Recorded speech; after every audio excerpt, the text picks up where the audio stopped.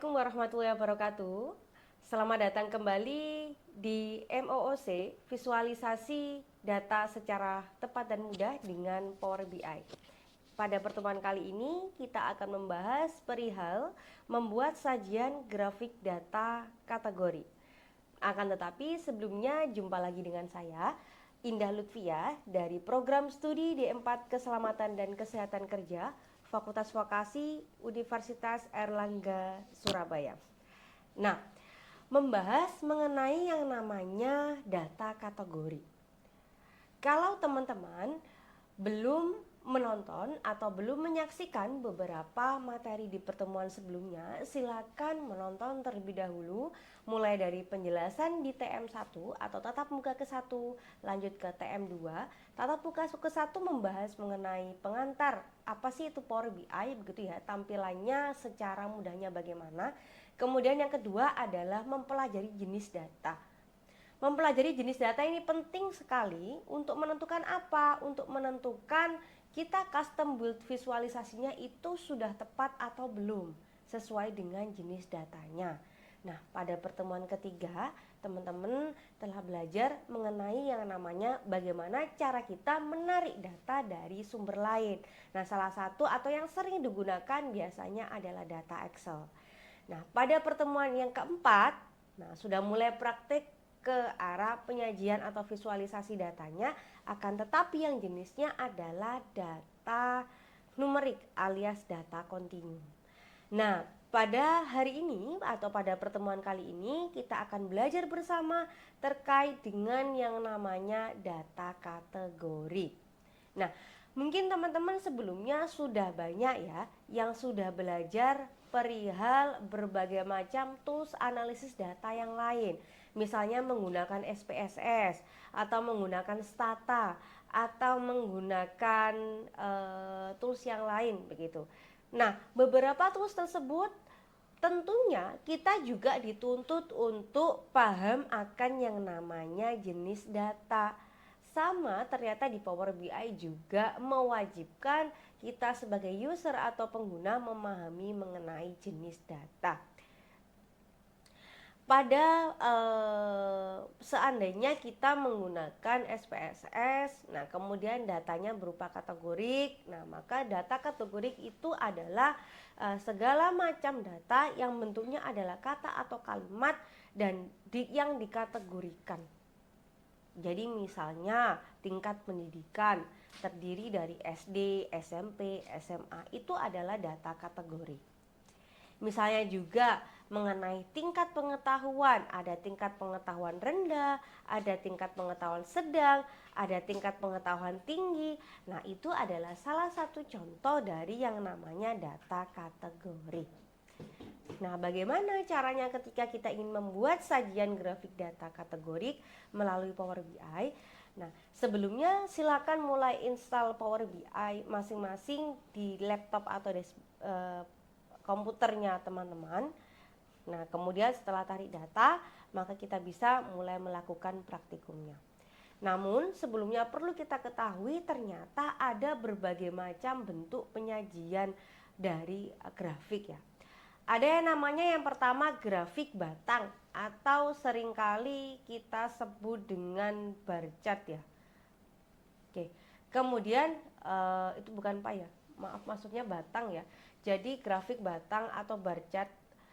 Tapi bisa juga yang namanya grafik itu kalau yang bentuknya adalah berupa batang itu namanya bar, tapi kalau bentuknya berupa lingkaran itu namanya pie. Nah, pada pilihan grafik batang atau pie itu gunanya untuk apa?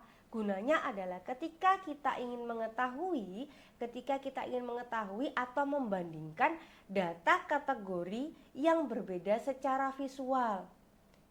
Misalnya, kita ingin mengetahui perbandingan jumlah antara laki-laki dan perempuan di dalam satu kelas. Maka kita bisa nih menggunakan yang namanya grafik batang atau grafik lingkaran.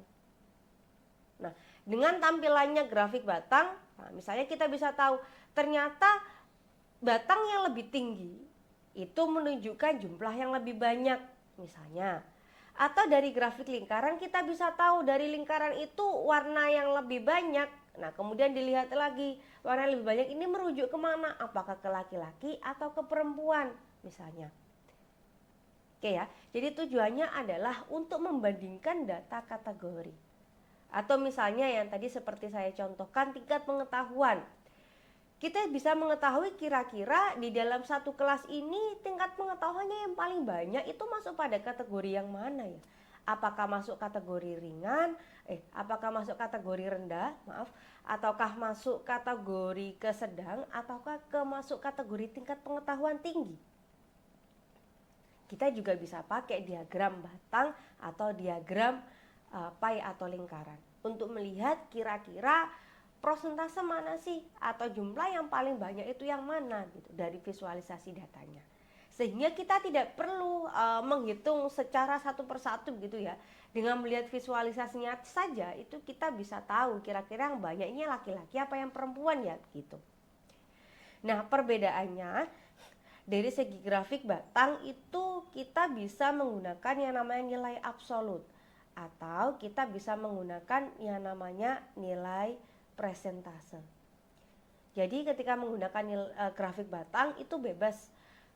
Apakah kita wajib menggunakan tampilannya itu dalam bentuk nilai absolut? Nilai absolut itu yang dimaksud nilai absolut adalah jumlah real ya, asli ya, tanpa dilakukan proses perhitungan prosentase. Maksudnya ketika di dalam satu kelas itu jumlahnya adalah 60, maka misalnya perempuan jumlahnya 15. Nah, yang dimasukkan atau ditampilkan di grafik tersebut ya asli angka 15-nya. Perempuan 15, kemudian laki-laki 45 misalnya. Nah, akan tetapi ketika kita menginginkan penyajiannya itu enggak dalam bentuk nilai absolut nih. Kita menginginkan tampilan informasi datanya nanti dalam bentuk presentase. Maka yang tampil nanti bukan lagi angka absolutnya 15 sama 45, tidak. Nanti 15 per 60 dikalikan 100, nah itu berapa nanti prosentasenya yang ditampilkan adalah itu. Itu ya teman-teman ya, jadi bedanya nilai absolut dengan nilai presentase adalah seperti tadi. Kemudian yang kedua, bentuk penyajian yang kedua adalah grafik garis. Nah, grafik garis ini bisa digunakan untuk menunjukkan tren data berdasarkan waktu atau urutan tertentu.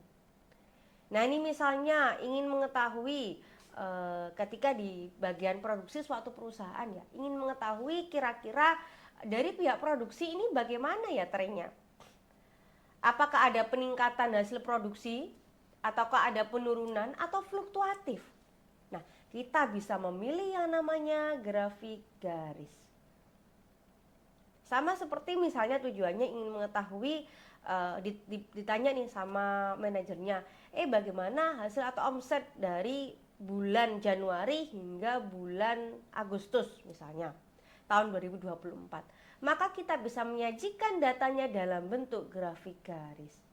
Sehingga kita tidak perlu lagi menghitung summary-nya berapa, rata-rata nilai medianya berapa, nggak perlu.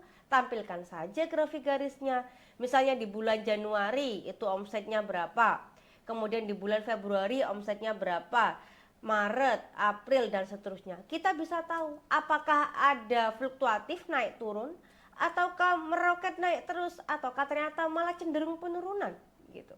Sehingga setelah divisualisasikan, kita akan mendapatkan informasi yang itu bisa dipergunakan untuk follow up dari pihak perusahaan.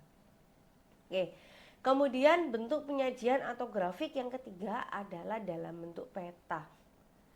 Penyajian ini apabila jika kita ingin menunjukkan data berdasarkan kewilayahannya, data yang digunakan biasanya berbentuk data spasial. Jadi misalnya Provinsi Jawa begitu. Terus kemudian terdiri dari mana saja, misalnya ternyata Pulau Jawa. Kemudian terdiri dari provinsi mana saja? Ada Provinsi Jawa Timur, ada Provinsi Jawa Tengah, Jawa Barat, dan lain sebagainya. Nah, dari beberapa provinsi itu ternyata mana sih yang nilai nilai UMR atau angka tingkat kecukupan gajinya itu paling tinggi begitu misalnya. Nah, itu kita bisa pakai penyajian peta ini. Misalnya nilai penyajian nilai dari segi gaji atau UMR paling tinggi diperoleh atau didapatkan di daerah Jawa Timur misalnya. Nah, kemudian di Jawa Timur ditandai dengan warna biru, misalnya seperti itu. Atau yang paling rendah yang mana? Oh, misalnya yang paling rendah adalah daerah istimewa Yogyakarta. Nah, kemudian kita tandai di situ. Nah, itu adalah bentuk penyajian grafik secara spasial. Nah, intinya berdasarkan dari segi kewilayahannya seperti apa. Oke, kemudian ini mulai dari step-stepnya ya. Jadi langkah pertama kita harus memasukkan yang namanya variabel pada lembar kerja. Sama seperti pada tatap muka sebelumnya, yang jelas setelah kita itu open resource untuk tarik data, maka akan muncul beberapa hal. Nah, ini yang dicontohkan adalah jenis kelamin begitu. Kenapa yang dicontohkan bukan gaji atau berat badan? Nah, karena pada hari ini kita adalah prakteknya terkait dengan penyajian mengenai yang namanya data kategori. Kalau berat badan, gaji, kemudian tinggi badan, umur itu adalah data numerik karena datanya berupa angka. Sehingga kita bisa memilih di sini yang pengkategorian mengenai jenis kelamin. Jenis kelamin terdiri dari apa saja? Jenis kelamin terdiri dari yang namanya laki-laki dan juga perempuan. Nah, langkah pertama kita harus masukkan variabel pada lembar kerja agar dapat di-custom atau dapat dibuat sesuai dengan tujuan penyajian data. Nah, langkah yang dilakukan ini adalah dengan melakukan centang. Nah, setelah kita melakukan centang jenis kelamin centung, nah maka akan muncul di worksheet bagian tengahnya jenis kelamin. Terdiri dari kategori apa saja? Terdiri dari kategori ada laki-laki, ada perempuan. Nah, langkah yang dilakukan, nah setelah ini apa? Nah, ini ada berbagai macam contoh ya. Ini bisa ada menu filter, kemudian kita bisa mengklik di bagian sini. Jika sudah dilakukan centang seperti pada gambar ini, maka akan muncul kotak jenis kelamin pada lembar kerja seperti di atas. Yang awalnya ini tadi nggak seperti ini begitu, atau tidak ada secara defaultnya, secara kita klik centangnya akan muncul. Kalau misalnya centangnya ini dihilangkan, ya maka worksheetnya juga akan kosong, hilang. Nah, ini ya terkait dengan memasukkan variabel. Oke, next, selanjutnya apa lagi? Oke, jangan lupa ya diikuti dengan menggunakan laptop masing-masing. Nah, kemudian yang kedua adalah menambahkan nilai variabel.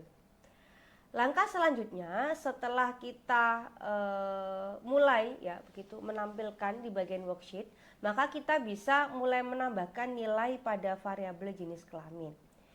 Kita bisa memilih klik kotak jenis kelamin pada lembar kerja, ya lembar kerja atau worksheet. Kemudian pada kolom visualization silakan klik grafik yang diinginkan. Nah, seperti tadi misalnya kita menginginkan grafik batang atau kita menginginkan grafik jenis kelamin boleh. Nah, kemudian kita bisa pilih sini. Jika sudah memilih, ketika sudah memilih di sini ya with visualnya, maka silakan drag variabel jenis kelamin pada kolom data menuju ke x-axis untuk mengaktifkan nilai dari jenis kelamin pada variabel jenis kelamin. Jadi di sini jangan lupa ya dimasukkan ya y-aksisnya sudah. Nah, kemudian konya atau jenis kelamin.